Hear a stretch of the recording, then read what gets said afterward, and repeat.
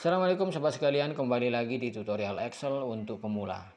Pada video kali ini kita akan membahas salah satu fungsi yang masih satu rumpun dengan fungsi-fungsi sum atau fungsi-fungsi penjumlahan, tapi versi ini lebih canggih lagi, yaitu fungsi sum product. Dengan fungsi ini kita bisa menjalankan operasi perkalian dan penjumlahan sekaligus, bahkan bisa bekerja seperti fungsi sum if. Untuk lebih jelasnya, tonton video ini sampai selesai. Oke, mari kita lanjut ke tutorial. Ketika kita diminta untuk menjumlahkan hasil perkalian antara dua kolom ini, hal yang pertama yang kita lakukan tentunya adalah menyiapkan kolom bantu.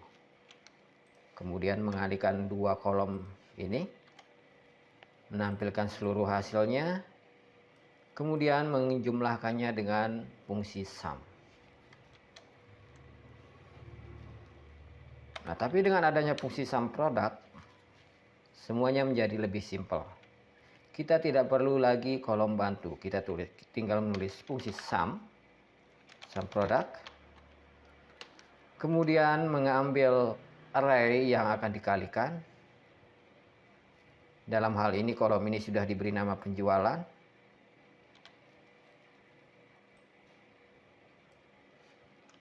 Tutup kurung. Nah, di sini bisa kita lihat kita tidak memerlukan operator sama sekali, karena fungsi sum product sudah tahu apa yang perlu dilakukan.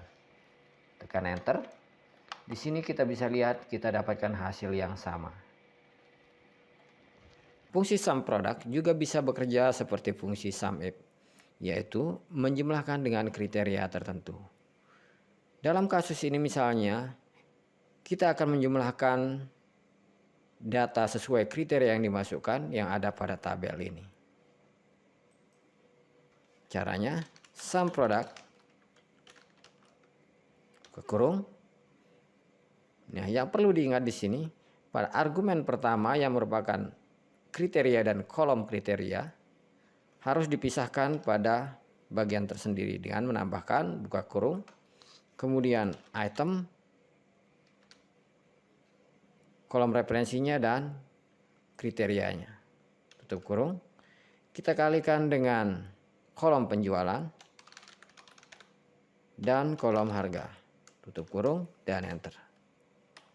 Kita coba run dan ternyata berhasil. Nah, jika ada pertanyaan, kenapa di sini harus menggunakan kali tidak titik dua? Karena ketika kita menggunakan titik koma, maka argumen di sini akan menghasilkan nilai teks. Jadi teks tidak bisa dikalikan dengan data numerik. Tapi ketika kita menuliskan simbol perkalian, maka fungsi sum product akan mengecek di sini apakah kriteria ini ada pada kolom item. Jika ada, maka dia akan menghasilkan nilai true yang berarti 1 dan false jika tidak ada yang berarti 0. Artinya, jika nilai di sini ada pada kolom, maka dia akan menghasilkan nilai 1 untuk argumen yang di sini dikalikan dengan kolom penjualan dan harga, maka hasilnya ditemukan.